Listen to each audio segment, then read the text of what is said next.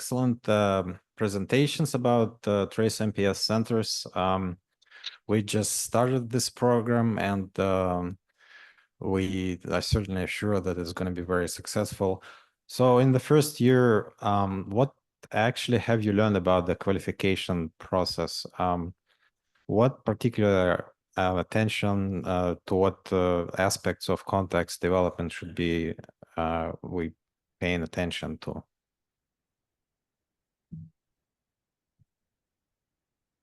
And I can, I guess, ask Jim to start because he has already started this in his presentation.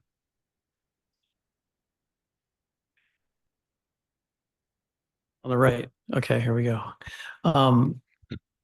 Yeah, I explained that we've already sort of iterated once in terms of refining our context of use and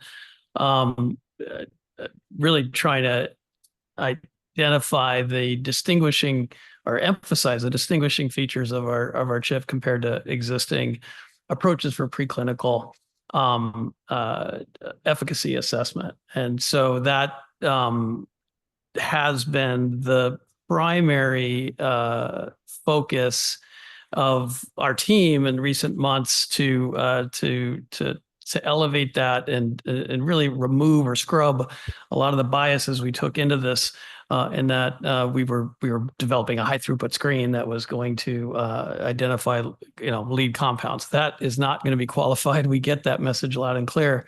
But there is still a need, we feel, for qualification. There's still a regulatory need, as I said, because there's no other way to establish that the drugs that are being discovered are actually are hitting their targets other than our chip.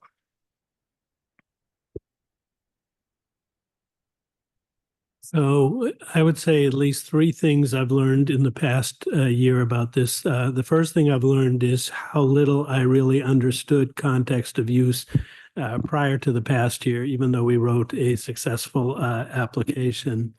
The second thing is that we've heard over and over and over again the advice, keep it relatively simple and highly focused for the context of use. So it's crystal clear and understandable how, if this is a drug development tool, how it will be utilized and why it will have impact.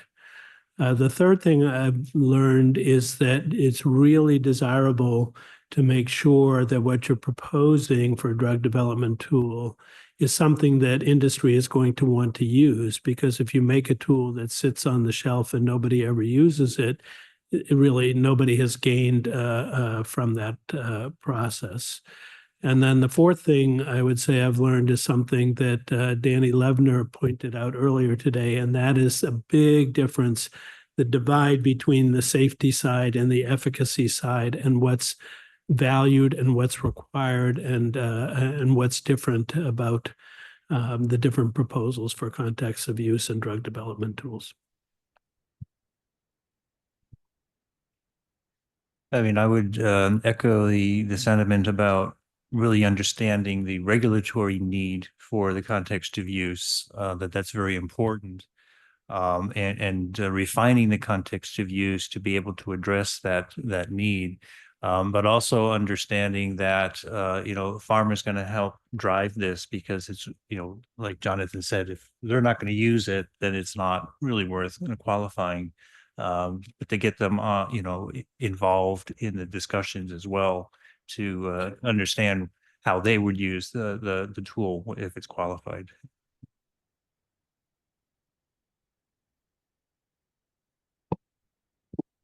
I also covered the sentiments of the three others, that in our field, when it comes to reproduction, I can sense why FDA or other regulatory agencies shy away from touching pregnancy, because there is no way to recreate the intracellular interactions that happens between two individuals at the same time using any of the existing models. And what MP has transformed this thought of putting everything together and studying, and in the context of use of how we can study this better and provide a much more valuable information for consideration in the future, I think that this can be revolutionary, in my opinion.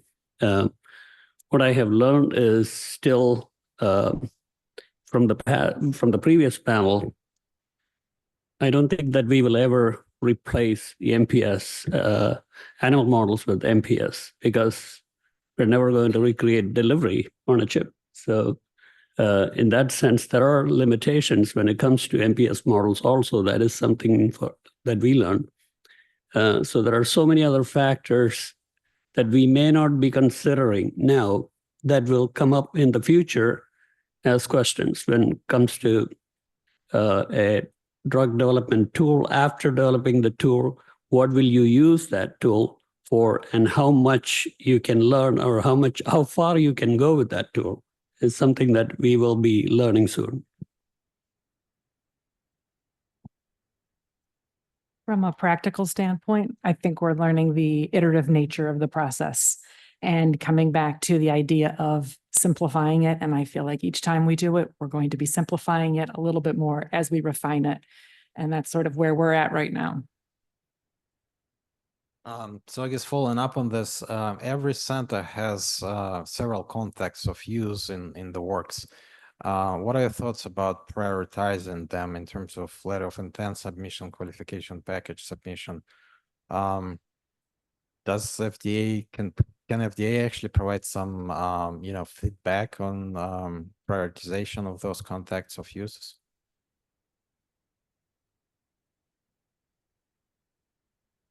Well, I think it would be very helpful if we could get feedback. It's to do this well, it's a lot of time, energy, effort. And if you know that you're about to run into a roadblock and it's going to be a very iterative cycle, as was described about multiple letters, before you get there.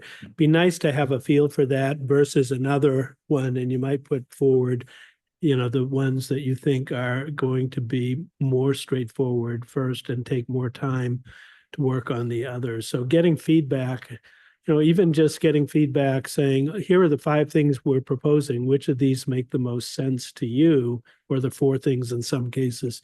I think that would be helpful early on feedback. Yeah, I think it would be immensely helpful.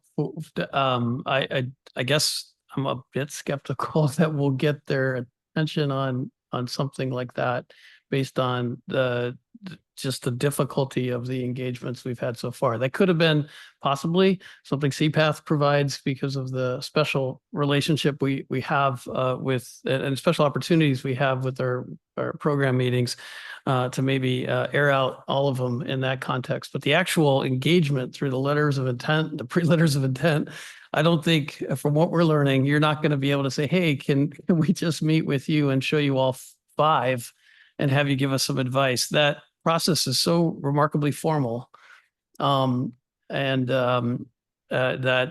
it would have to be in these more informal settings, like even today, where we would get that kind of feedback. So I would say that we prioritize them going from the simplest to the more complex, starting with our LAMPS model for clearance, and then going all the way up to the VLAMPS, where we'll be using the iPSC cells for identifying patient cohorts, which would be more complex. So that's how we prioritized it.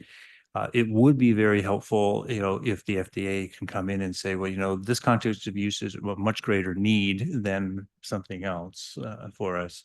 But I think one of the reasons we took our approach is that as we go along, we understood that it was going to be an iterative nature. We want to learn how to do the qualifications and learn first on the easy ones, and then it makes the later ones easier, the more complex ones easier. So that's how we would be looking at it.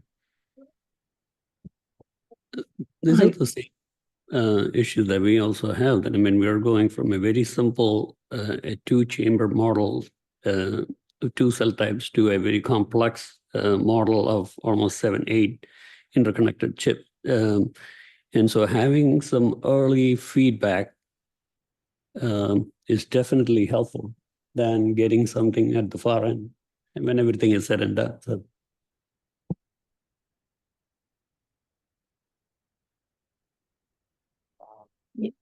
Chair, I'm happy to just address that comment in general. And I know we're focused on drug development at this particular workshop, but a lot of these MPS will also have applicability in chemical safety assessment. And so to kind of, it would be interesting to get FDA input on cross-agency thoughts on validation and what would be useful.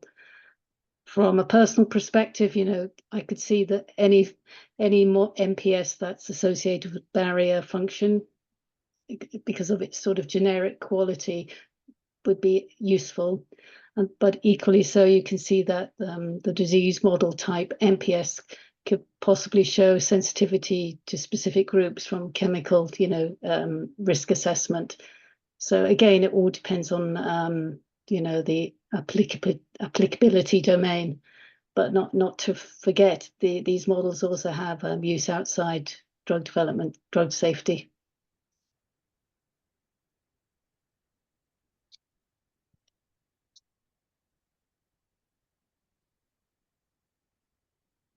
We have a question from the remote audience along these lines, specifically for the FDA representatives. It seems like the context of use is a difficult statement to arrive at for many, as we've been discussing. Can examples be shared more widely to help sponsors in this task? I know Vanitha started answering. Maybe she has it. Well, I came off mute, clearly. I mean, Rod's there too in person. I mean, one thing I know that we've been successful at, I think, today is getting the message across that there's got to be a regulatory need embedded within that context of use that's being proposed. So that's fantastic, because I can tell you that within the iSTAND program, we've looked at, I can't recall the number that you presented this morning, but been a number of submissions we've looked at, right? But unfortunately had to turn down all because, you know, we didn't see a need for FDA purview in those context of use statements. So, you know, we've at least, I think, been successful in getting that message across. I can see that from the discussions at this meeting. I liked what someone else said earlier, in this panel, that this is an iterative process. And, you know, and I think we have recently, I mean, it came hot off the press. We just announced the Emulate LOI acceptance, where, you know, the COU made sense. It was fairly narrow, and this is all now in the public domain, but the FDA has come back and said, you know, can you make it more generalizable? Is this going to be, you know, how would you look at this for drugs that are not in the class of the competitors? You know, so, you know, I think the whole process, we're learning with you guys, right? I mean, and actually the expertise is more on the side of the biotechs and the CROs that are doing this work. So again, I'll just reiterate that, you know, the more submissions that come in and the more we get to work with you guys and to kind of finesse those context of use statements, the better it is. The examples that I saw today in the last 4 presentations, I think are intriguing, especially the one with the pregnancy and looking at PK and, you know, can these models really do that? That could be potentially useful. There's definitely a drug development need there. You know, are these, you can, and remember, these context of uses have to be validated as well eventually for qualification, right? So that's why we say keep it narrow, keep it focused, keep it doable.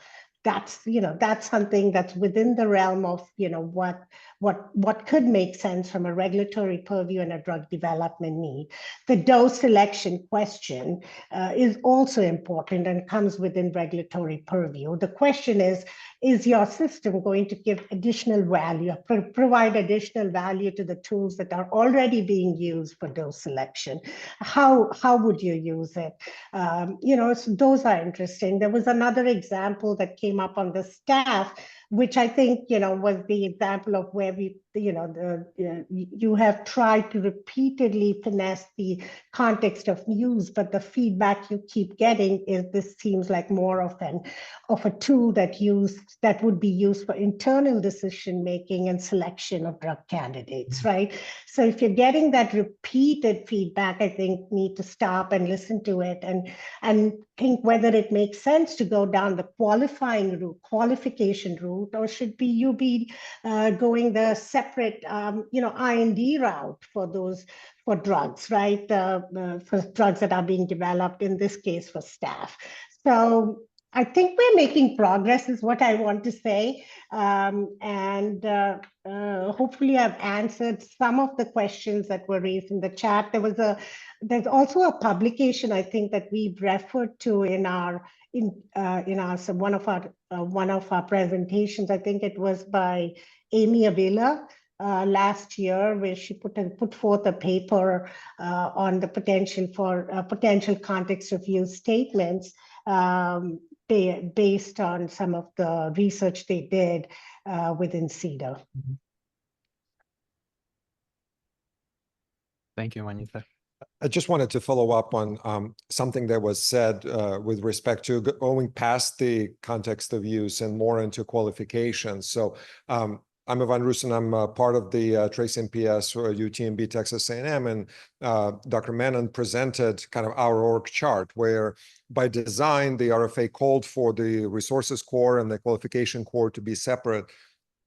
In our case, we actually used the TaxVal consortium as a kind of independent validation arm, and that kind of made sense to us.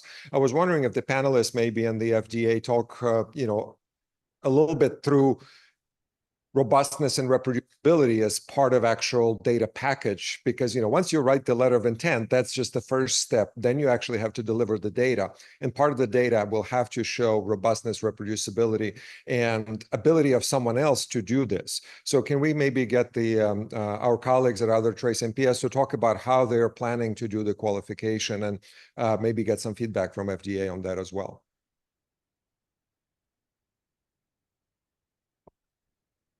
I guess I'll start. We in our case, we have proceeded to do all of it sort of at once. I often say that we're not only working on the letter of intent, but we're also working on the qualification package.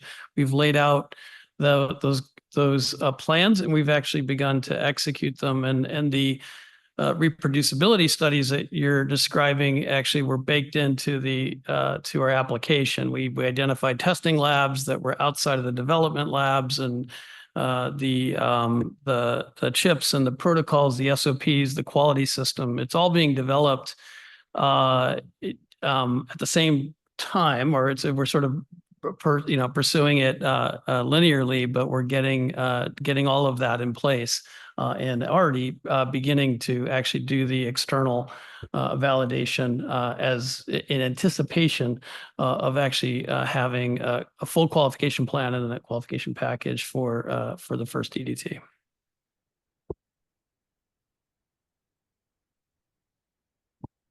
Well, Yvonne asked the question, and Yvonne knows that we in the tissue chips testing centers, of which you were one of the two PIs, we were sort of the guinea pigs and went first. And that taught us a lot. I will say that about SOPs and really how non-trivial it is to have a completely separate entity reproduce the results of what you're doing. So it is a formidable challenge. So, we all, if we're working in a small academic group, same people every day, new student, takes 6 months, learn how to do it this way. That's going to be very different than something that's going to be robust and scalable to other people doing it. So we haven't figured out, honestly, how we're going to address that challenge. We're not. We got to learn to walk before we can run with this, with the whole process now. But I do think that's a very important consideration. And is this a forum, and maybe with our host CPAF, is that the right location for us to share some of these resources as we're learning, as we're crawling and walking through each of these steps, and we're finding all of the hurdles?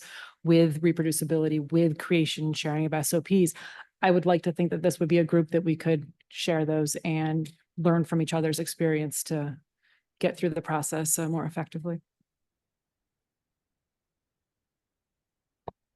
I agree that, we do want to have external validation, to really make it a robust model.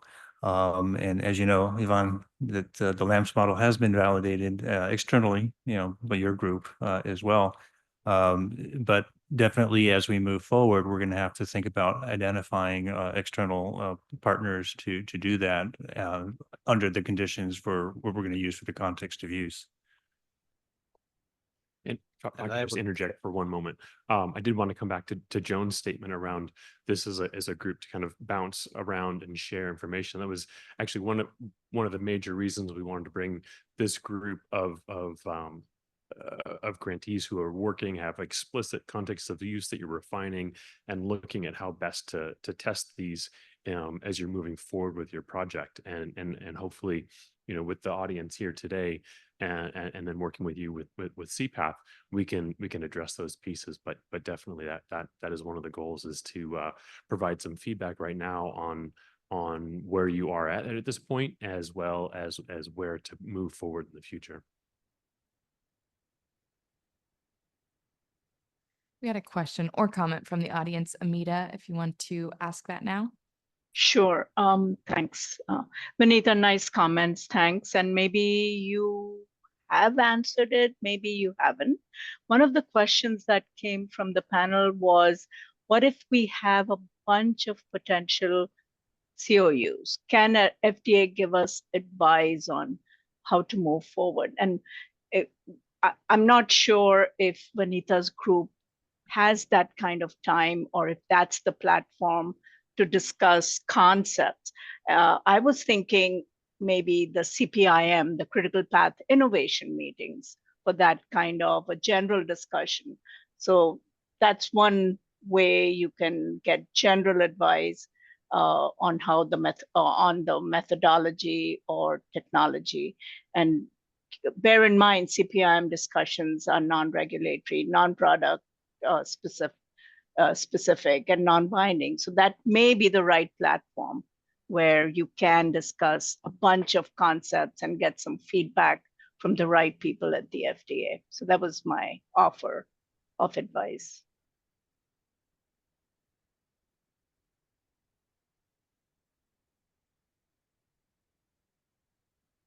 I think Mary has a Yeah. comment.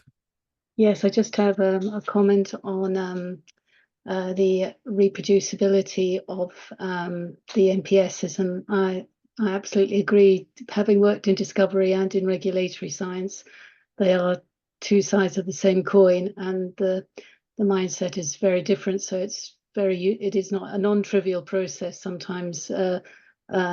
Showing reproducing an assay in a second lab.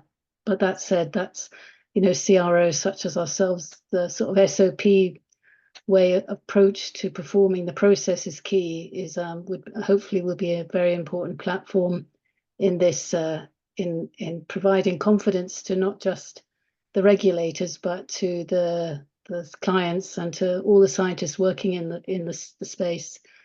And I'd also like to make a comment that, and I think it was from the ICVAM document, that to ensure the regulatory acceptance of these models, it's not going to be one SOP that's done and finished and be eternally used. It will be more of a living document, I should imagine, as I've seen it in my own lab with using lung organotypic cultures, that over the years, the quality of the cells and the qualification of the cells has improved, as has the assays used to assess barrier function and cell viability. So all of that learning, I think in practice will need to be fed back to any method to incorporate the learning and the applicability of the assay. But just thinking about the next stage and basically learning from the process. Thank you. So I'd like to just make a couple of comments, mainly to the prior question. I don't think, and Vanitha can correct me on this, but if, I think the letter of intent and pre-letter of intent is not a place where you're going to bring a bunch of different COUs and get any feedback on that kind of thing. The critical path innovation meetings could be a possibility, but a number of those end up being listening events for FDA just to take in new information or new ideas from different, maybe new technologies or new thoughts or theories. And I really hope the group will get some good feedback tomorrow in some of the breakout sessions if you're able to attend. We've tried to make every effort to bring some of our review colleagues that actually sit on some of the different committees that will review your letters of intent, et cetera.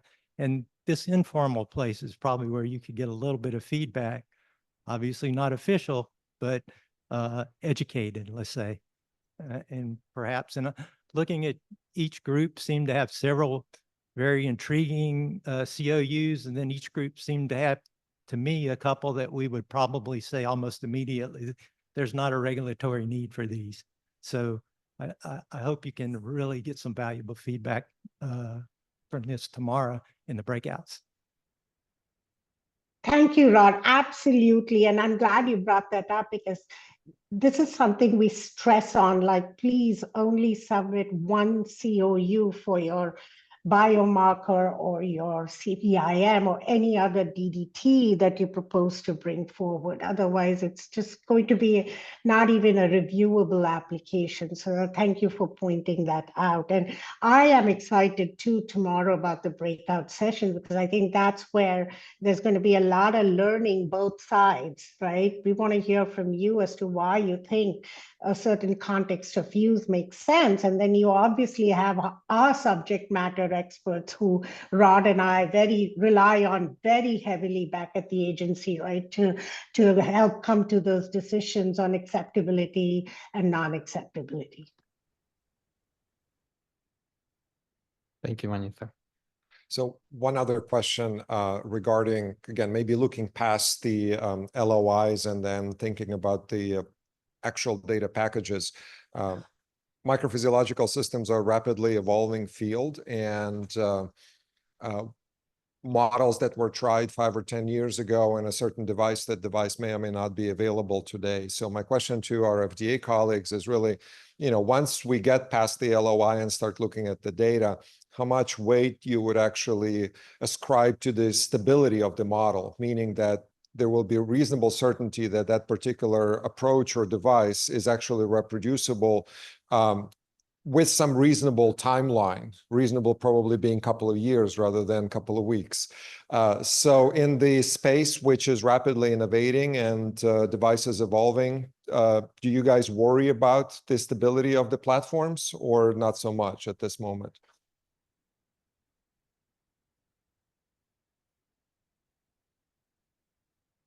I think certainly you're correct. This is an area that's moving very fast, and but I don't think we're overly concerned with that. I think the expectation is the models will evolve, and we would anticipate that they become more stable and the data more reliable over time.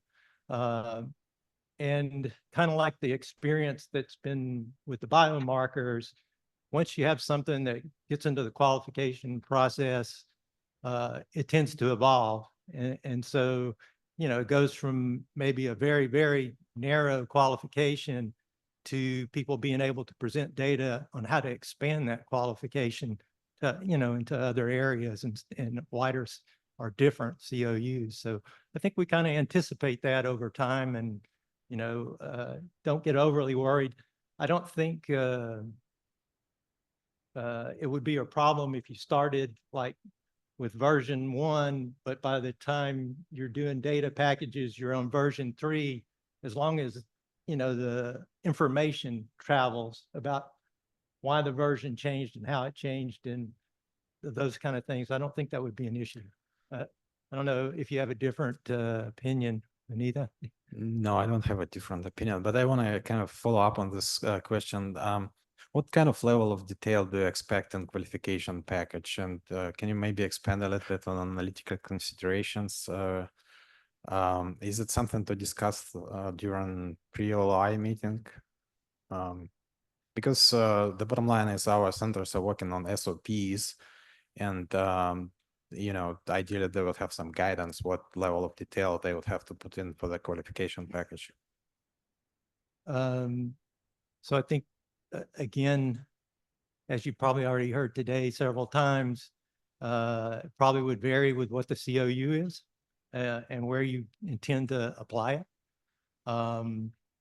And there are, you know, little areas where it's difficult. So a lot of what we do when you're looking at a model, a new model, is how does it compare to the animal model, or how does it compare to the other in vitro model that's available? And if there is none, which, you know, definitely the pregnancy, how do you do those comparisons? And because it's those comparisons that tend to build confidence in the regulators, right? If they can see over and over again, oh yeah, this seems to come out like anticipated, or gives me information that is equal to or better than what I've gotten in the past, then, you know, I'll become very confident. But in those narrow circumstances where there is nothing, you know, we have to work together. I mean, that's where the iterations come in for the LOIs and et cetera. You know, you have to get some back and forth on that as to what's going to make the regulators comfortable, because that's what a lot of this is learning a new technology in a regulatory aspect and how we're going to be able to use it and apply it. And, you know, a lot of the, and as pointed out earlier, a lot of the COUs that come in are rejected quite quickly because it's not that they're bad models or they're bad ideas, but, you know, companies are going to use them very early in drug development. And that's not what we see. And it's not what we're interested in qualifying, basically. So, you know, again, I hope that answers the question.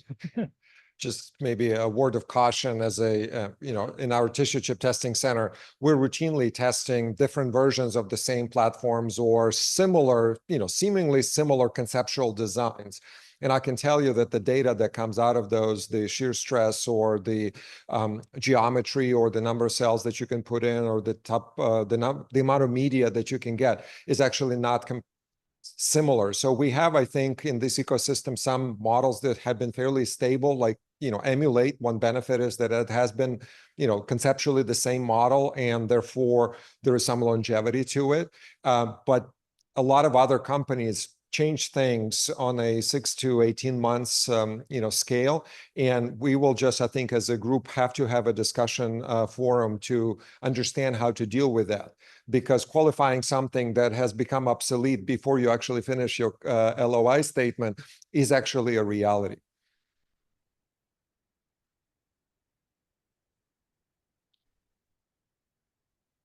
Thank you, Ivan. I just wanted to make a point about the context of use. So I'm at FDA. The context of use that were discussed in the examples provided today. I mean, I noticed that they're predominantly for efficacy testing, and so or assessment. And I don't know. I mean, you know, from the perspective that we have for looking at some of these models in the iSTAND program, at least we're trying to see more from a drug development perspective for safety assessment. Those are the things that, you know, I've been sort of involved with looking at. And so for efficacy assessment, it's not to replace an animal study or anything. Now, I don't know whether you're intending to replace a clinical study by proposing the kind of study that you're actually, or, you know, the assay that you're proposing. And so I think when you come in with your LOI, you would need to say, how do you intend on actually using that model, you know, in drug development? Would it be used to, for example, monitor patients, for certain types of endpoints? Is it to design the clinical study for certain types of, inclusion, exclusion criteria? I mean, I don't know. I'm not doing kind of like the clinical assessment of things, but it seems to me that that's something that has to be looked at, except for the placental, transfer model. That's a little bit different in the case of that one. Also, I would say, would you use, because it's to kind of determine, from what I could tell, preterm labor, and so in that case, typically you do animal studies for developmental and reproductive, and so. Are you expecting that your animal studies would show that there is a risk of preterm labor, and you want to use that model to actually rule that out? In which case, we would have to be very sure that the negative result is actually, trustworthy. So anyway, these are just some comments that, since you were asking about input. Can I say something real quick? Because I'm really confused right now. Because you just said that for context of use, for efficacy, you wouldn't be replacing animals, that you'd be looking at clinical. I mean, 6 times as many animals are used for efficacy than there are used for safety in drug development. Okay. And this is also very important because I'm running the breakout session tomorrow on disease models. And you're now telling me that, well, there is no context of use unless you're looking at clinical, which is not think I've ever understood. The submissions that come to FDA, that the animal studies are to support safety; they're not to support efficacy. That may be during. No, why? Not in development. Okay, why then do people have humanized animal models, okay, for efficacy, and they use that data to be able to support the efficacy for the clinical trial applications? Okay, they basically, the MPS would replace replace for rare diseases. Okay, the humanized animal models that are where the data is being used for efficacy. I mean, why would that not those are not routinely used. I mean, if it's for like an oncology indication or something, I can understand, but that's not like, you're not using humanized animals routinely for efficacy tests, animal testing of everything. So you're basically saying there is no context of use for efficacy? Can I say something? It's fine. I mean, I'll give a time check here as well, because I'll give Vanitha the floor in a second, but I'm not sure that's what Nikisa was getting at. Not our experience, not our experience at all. And in fact, there's a very well-defined case study in tuberculosis 10 years ago, where that answer was provided by FDA and EMA. So there is certainly precedent for that, strong precedent. Maybe we table that conversation for tomorrow moving forward, because it's like we all need a drink, maybe. I just wanted to clarify, that under the DDT program, the I-stand is to cover things that don't fall under, the other things in the DDT program. And so sure, the examples in tuberculosis, some fitted qualifications, other didn't. And we still moved them forward 10 years ago, even before I-stand existed. So there's that. But let's give the floor to, please go ahead. Yeah, so not to be contentious, I didn't see a blanket statement that the FDA, FDA won't look at any context of use statements for looking at efficacy, right? As long as there is a drug development need. And I don't know if it was Michael in that panel actually touched upon the use of additional non-clinical data as confirmatory evidence in cases in rare diseases where you have such few, or ultra rare diseases where you have such few patients and no good animal models. There in a situation like that, a CIVM could make a lot of sense, right? So I definitely don't want the message to be that the FDA, the agency, is not going to look at any context of use statements related to, moving forward drug development from an efficacy perspective, as long, and I actually touched upon the example that was presented in the last session on aiding dose selection for MAFLD drugs, right? I mean, on the face of it, it sounds reasonable. Now the devil's in the details, but it sounds reasonable to me, right? So I just want to make it clear that this is not a blanket statement. That, you know, we don't see that iStand's not going is a program that's only going to look at safety. There's obviously, you know, more progress made in the safety arena, but, you know, we're as open to the efficacy arena as long as we're able to find the right context of use in those areas. I would totally agree with that. I think there are multiple opportunities in rare disease and patient stratification and different things that will be very valuable moving forward. But, you know, the FDA does in the packages, you know, there's a lot of animal data goes into the safety studies, and there's a lot of time spent and effort put into looking at that for the safety. And again, I think one of the things that maybe we realize is that it's maybe a little bit easier sometimes to identify some of the more clinical related niches where you might use these than it may be in some of the safety areas. I mean, certainly those exist and we want to promote them and have people address those issues. But, you know, I think both sides need more and more qualification things put forward. And yeah, I don't think we want to discourage anybody, either tox or efficacy. And so yes. And the example that I'm indexing on for tuberculosis was 85% efficacy, 25% safety. And it included CIV, a very specific type of CIVM.